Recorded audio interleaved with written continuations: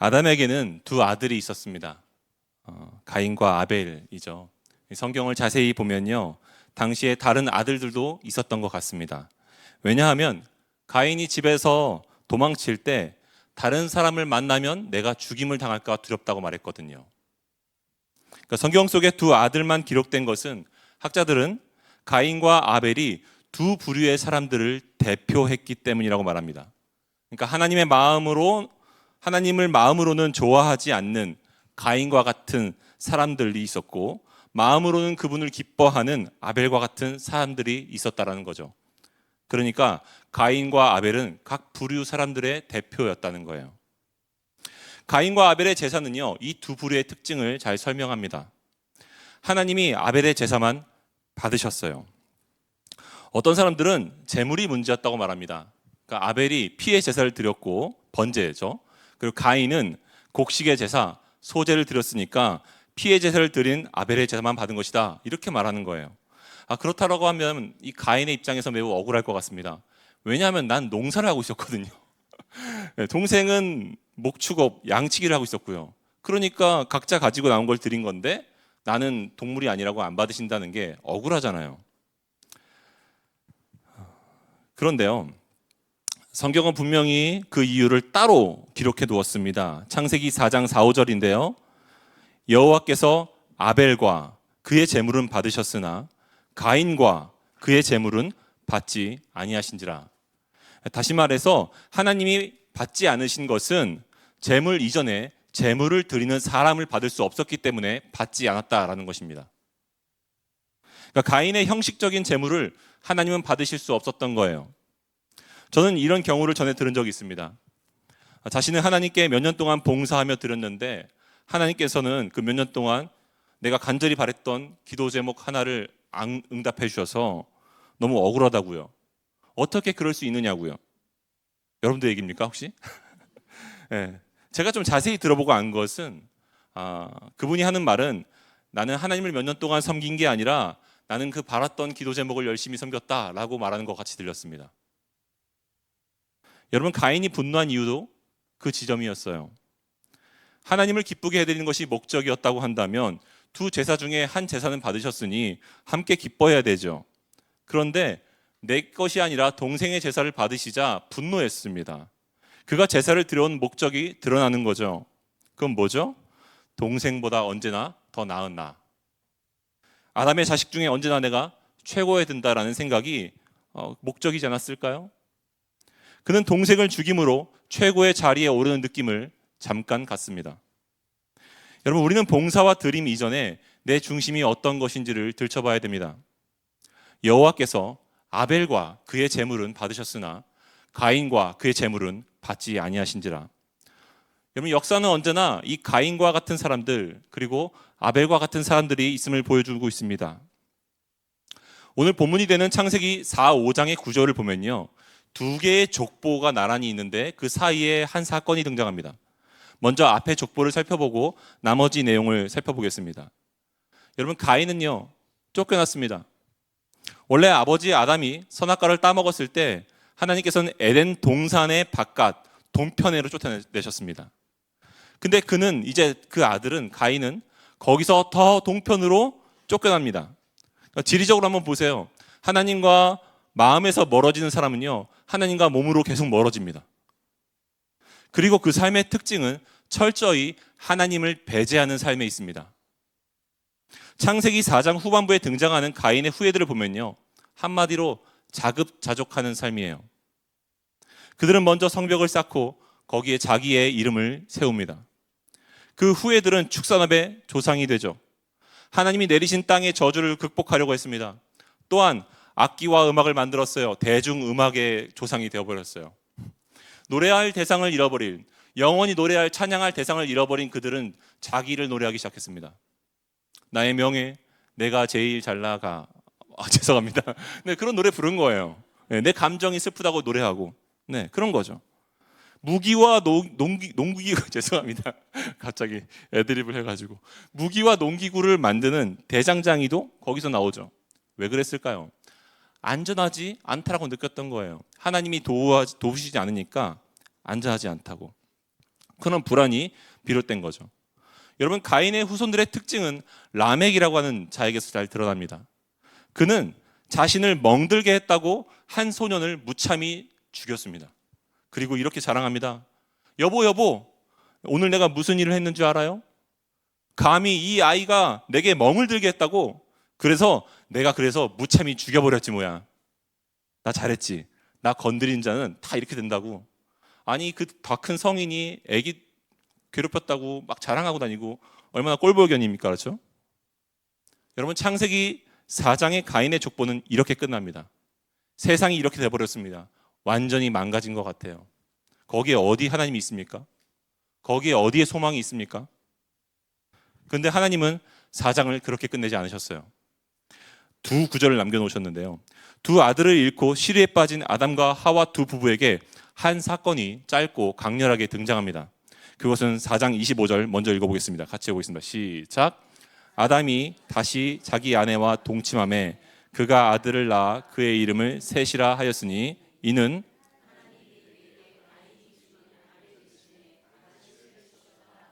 새 아들을 주셨어요. 기억하기 좋죠? 셋째 아들, 셋. 좀 이따 살펴보겠지만 이 5장에서 나오는 또 다른 족보도 바로 셋의 족보입니다. 이 셋의 족보에서는 가인과 아벨이 빠져 있어요. 그러니까 아담과 하와가 셋을 낳고 이렇게 시작합니다. 근데 또 한 가지 재미있는 게 뭐냐면요. 거기엔 이렇게 써 있는 겁니다. 하나님의 모양대로 지음받은 아담과 하와가 자기 모양, 자기 형상과 같은 아들을 낳아 셋이라고 이름을 지었다고요. 이게 무엇을 의미할까요? 셋은 다시 말해 하나님의 형상을 승계한 사람을 말하는 겁니다. 그것이 무엇일까요? 하나님과 동행하는 삶이에요. 따라해 보겠습니다. 하나님과 동행하는 삶. 여러분, 가인의 족보와 달리 이 5장에 나오는 셋의 후손들의 특징은 자기 자랑이 없어요. 거기는 이렇게 써 있습니다. 하나님의 모양대로 죄송합니다. 거기는 이렇게 써 있어요. 거기는 어떤 방어적인 모습도 등장하지 않고요. 누가 누구를 낳고 장수하였더라만 기록되어 있습니다. 누가 누구를 낳고 장수하였더라. 여러분, 하나님과 함께하는 삶의 특징은요, 자기 자랑이 없는 거예요. 그리고 심플한 겁니다. 어떤 거죠? 교회 오고 집에 가고 일터 갔다 교회 오고 집에 가고 이게 반복하는 거죠. 단순하죠? 여러분, 셋의 계보에 신앙의 유산이 이어졌다는 증거는 7대 손인 에녹을 통해서 등장합니다. 에녹은요, 하나님과 동행했다는 표현이 2번 등장하는데요. 그는 심지어 장수하다가 하나님이 그를 데려가심으로 죽지 않고 세상에 있지 않았다고 기록되어 있습니다. 이게 우리 행복한 어르신들의 꿈이에요. 죽지 않고 하나님이 데려가셨더라. 그렇죠? 네. 여러분, 그는 심지어 하나님이 데려가심으로 죽음을 겪지 않는, 그런 고통을 겪지 않는 삶을 살았습니다. 근데 여기서 동행했다라는 표현을 보면요, 이 동행했다는 단어는 하나님 옆에서 함께 걸었다라는 뜻입니다. 그런 표현이에요. 하나님 옆에서 함께 걸었다. 흥미로운 점은 제가 이 본문을 연구하다 보니까 이 표현이 아담과 하와가 범죄했던 날 동산 한가운데서도 사용되었다는 겁니다. 언제죠? 하나님께서 동산을 거니시는데 아담과 하와가 그 소리를 듣고 숲을 사이로 숨습니다. 여러분, 여기서 걸었다라는 표현이 동행했다는 표현이에요. 근데 재밌잖아요. 하나님이 동행하셨는데 사람이 옆에 없는 거예요. 이상하지 않습니까? 원래 아담과 하와는 항상 하나님과 동행했어요. 근데 그날은 그 옆에 사람이 없었던 겁니다. 걸어야 되는데, 하나님이 걸으실 때 같이 걸어야 되는데 없는 거예요. 여러분, 근데 그들은 걷기를 이제 거부한 거죠. 이것이 타락의 본질입니다. 제가 나온 대학원에는요, 우스갯소리로 그 군기 잡는 방이 있는데 하나님 없는 방이라고 불렀어요. 네. 지금도 종종 담임 목사님 그렇게 말씀하십니다. 우리 하나님 없는 방에 한번 가볼까? 여러분, 그들은 하나님이 없는 세상을 원했던 거죠. 그들은 더 이상 같이 걷고 싶지 않았습니다. 그런데 에녹은 그렇게 한 거예요. 그는 심지어 하나님과 동행하다가 죽지 않고 하늘에 올라가게 되죠. 여러분, 그때까지 아담이 살아 있었다는 것을 아십니까? 아담이 930세까지 살았기 때문에 에녹 이후에 조금 더 후손을 보다가 노아 직전에 죽었습니다. 아담이 에녹을 통해서 확인한 것은 영생의 본질은 하나님과 동행하는 삶이었어요. 여러분들은 하나님과 함께하는 시간이 좋으십니까? 그분을 사랑하십니까?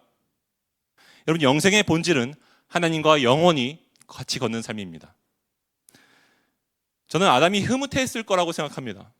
왜냐하면 그의 신앙교육이 성공했다고 느껴지는 부분이 두 부분에서 보이기 때문인데요. 첫째는 그가 아벨 대신 낳아 키운 셋이라고 하는 자녀입니다. 그 셋이라는 자녀를 낳았는데 그 과정에서 사람들이 하나님의 영광을 보았대요. 함께 하나님을 찬양하기 시작했기 때문입니다. 창세기 4장 26절 우리 함께 읽어보겠습니다. 시작. 셋도 아들을 낳고 그의 이름을 에노스라 하였으며 그때의 사람들이 비로소 여호와 이름을 불렀더라. 여러분, 이상하지 않습니까? 아니, 아이를 낳았는데 사람들이 하나님을 찬양해요. 왜 그랬을까요? 성경이 분명히 남겨놓은 단서가 있습니다. 그건 딱 하나예요. 그 아이의 이름을 지은 것과 관련돼 있어요. 여러분, 에노스라 하였으니 그때 사람들이 비로소 여호와 이름을 불렀더라. 에노스가 무슨 뜻일까요? 깨지기 쉽다는 뜻이에요. 병들거나 죽을 수밖에 없는, 마치 그 할아버지 아담의 이름이 흙먼지를 뜻하는 것처럼 하나님 앞에 인간의 한계를 인정하는 의미입니다. 다시 말해 아담이 마지막으로 키워냈던 이 셋은 자신도 커서 아들을 낳으며 이렇게 신앙 고백한 겁니다. 하나님, 저는 연약해서 깨질 수밖에 없는 존재입니다. 여러분, 이것이 사람들이 하나님의 영광을 다시 주목하기 시작하게 된 계기예요. 그때 사람들은 어땠습니까? 가인의 계보를 보세요. 그들은요, 모두 다 자기를 자랑했습니다. 자기의 이름을 드높이던 때였어요. 그렇지 않으면 기가 죽는 시대에, 초라하게 느껴지는 시대여서 온통 자기를 포장하기에 바빴습니다. 내가 제일 잘 나가를 외치던 시대에서 셋은 이렇게 고백했습니다. 에노스, 하나님, 저는 깨지기 쉬운 존재입니다. 여러분, 한 사람이 하나님 앞에 자신의 한계를 인정했을 때 여러 사람들이 너도 나도 자신의 신앙 고백을 하기 시작한 거예요. 제가 아담이 또 하나 신앙이 성장했다고 느낀 이유는 그의 이름이 이 족보에서 매우 건조하게 등장하고 사라졌던 점이에요. 그는 하나님과 동행한 후손들처럼 이후의 삶이 심플했습니다. 교회, 집, 교회, 집, 교회, 집.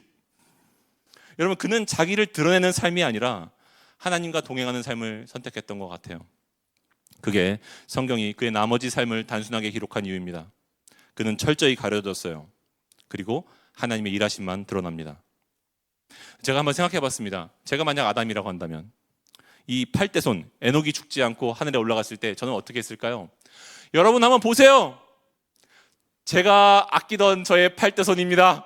제가 키웠어요. 귀하지 않습니까? 하나님이 그냥 데려가셨어요. 여러분, 제가 키웠다고요. 저의 손주의 손주의 손주라고요. 여러분, 아담은 하나님과 동행했기 때문에 자기를 드러내지 않았어요. 결론을 맺겠습니다. 여러분, 가인의 길과 이 에노스의 신앙 고백을 통해서 우리가 확인하는 것이 무엇이죠? 세상은 자신의 한계를 인정하지 않기에 하나님을 철저히 배제한다는 거예요.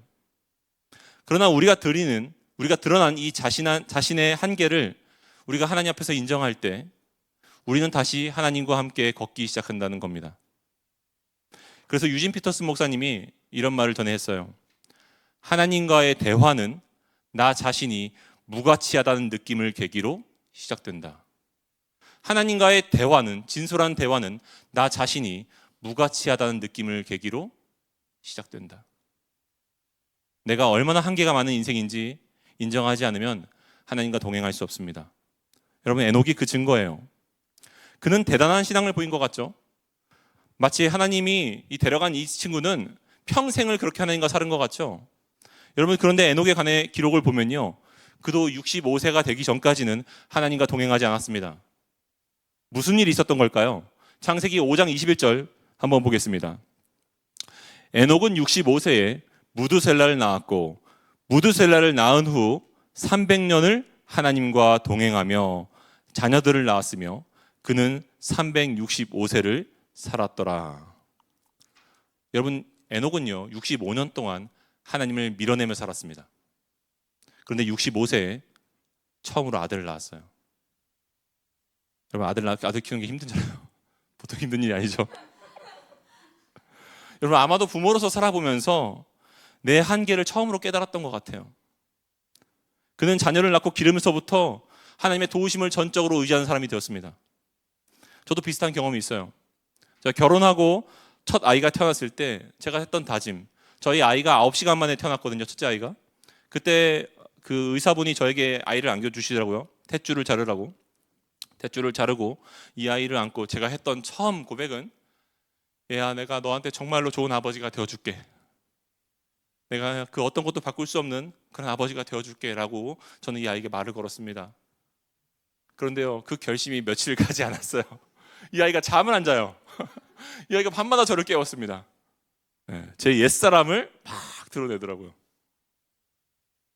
제가 둘째 아이 낳고는 그렇게 말 안 했어요. 미안한데. 제가 좀 재밌는 얘기 하나 해줄까요? 제 첫째 아이의 태명이 선물이었습니다. 선물. 저희 집에 온 선물이라고 생각했어요. 착각이었죠. 그래서 둘째 아이의 그 태명은 담이었습니다. 담이. 이름 예쁘죠? 부담이었어요. 예, 진짜요. 말해주면 안 됩니다. 절대로. 예, 담이었습니다. 여러분, 제가 그때 뭘 알게 됐냐면요, 여러분, 자리가 사람을 만든다고 하죠? 아니에요. 그건 신화입니다. 자리가 사람을 만드는 게 아니라 그 자리는 내가 어떤 사람이었는지를 드러낼 뿐입니다. 그 자리에서 나는 내가 얼마만큼 연약한 사람인지가 드러났어요. 저는 그전엔 몰랐습니다. 그 자리는 제가 어떤 사람인지를 드러냈습니다. 마찬가지로 에녹도 내 힘으로 충분히 살 수 있다는 믿음이 자녀를 낳아보면서 깨져버렸어요. 남들 자녀 키울 때 그게 뭐가 힘들다고, 그게 뭐가 그렇게 어렵냐고 생각했던 그 믿음이 이 아이를 키우면서 깨진 거예요. 자기의 한계를 발견하자 그는 하나님 앞에 나아가지 않을 수 없었던 겁니다. 하루하루 하나님과 함께 걷는데 그가 성공했던 이유는 그가 뛰어나서가 아니라, 그가 경건해서가 아니라, 그가 날마다 즐거운 일이 넘쳐서가 아니라, 매일매일 자녀를 키우는 삶의 버거움과 갈수록 쇠약해져가는 내 육체의 한계와 절망 속에서 하나님을 의존하지 않고는 단 하루도 살 수 없었기 때문입니다. 그는 그렇게 힘든 인생 가운데 하루를 하나님과 함께 걷는 데 성공했던 거예요. 300년 동안. 사랑하는 성도 여러분, 영생의 본질은요, 내 안의 한계 앞에 하나님 앞에 나아가 그분을 의지하며 날마다 숨쉬고 같이 걷는 거예요. 그러므로 여러분, 요즘 답답한 일들을 갖고 계신 분들이 있으십니까? 한계를 경험하신 분들이 있으십니까? 이보다 좋지 않은 소식을 남몰래 겪어서 슬퍼하고 고통 중에 계신 분들이 있으십니까? 저도 그런 한계들을 많이 느끼거든요. 청년 사역을 하면서 이 청년들에게 정말 제가 줄 수 있는 것들이 많이 없다는 것들을 많이 느끼며, 이 아이들에게 더 좋은 사역자가 오면 더 좋지 않을까, 이런 마음들이 들 때도 종종 있습니다. 그래서 정말 하나님 앞에 막 기도해요. 하나님, 담임 목사의 마음을 바꿔주시옵소서. 근데 하나님께서 다시 또 제 마음을 회복시켜 주시더라고요. 여러분, 우리가 한계를 경험할 때 제가 경험했던 것은 하나님께서 저와 더 깊은 동행을 해주셨다는 겁니다. 여러분, 우리가 이렇게 좀 고백하지 않겠습니까? 내 한계를 경험하고 있다면, 내 연약함을 발견하고 있다면, 하나님, 저는 깨질 수밖에 없는 존재입니다. 저는 에노스입니다. 그렇게 여러분, 우리가 그분 앞에서 우리가 우리의 한계를 인정할 때 우리의 육체는 날로 쇠약해져 가지만 우리의 영은 날로 새로워져 간 줄 믿습니다. 잠깐 기도하시겠습니다. 하나님, 우리의 연약함을 들고 주님 앞에 나아갑니다. 하나님, 우리가 참 모든 것을 다 할 수 있을 것 같았고, 나는 내 가정의 선물이 될 수 있을 것 같았고, 나는 내가 맡은 부서의 선물이 될 수 있을 것 같았던, 하나님, 그런 교사로서의 마음들, 그런 직분자로서의 마음들, 그런 어미와 아비로서의 마음들을 하나님 갖고 살았는데, 하나님 살다 보니 하나님, 제가 얼마나 깨지기 쉬운 존재인지를 하나님 발견하게 됩니다. 그러기에 하나님, 이 시간 나의 약함을 주님 앞에 털어놓으며 하나님의 크신 팔과 그 흔들림 없는 손을 붙잡고 일어서길 원합니다. 하나님, 우리를 회복시켜 주십시고 다시금 하나님과 동행을 시작하는, 젊어서는 띠를 띠고 내가 스스로 걸어다니는 삶에서 이제는 하나님 손 붙들고 하나님이 내 삶의 지팡이 되어주셔서 하나님과 함께 걸어가는 삶이 될 수 있도록 인도하여 주옵소서. 예수님의 이름으로 감사하며 기도합니다. 이 시간 우리 함께 찬양했으면 좋겠는데요. 주께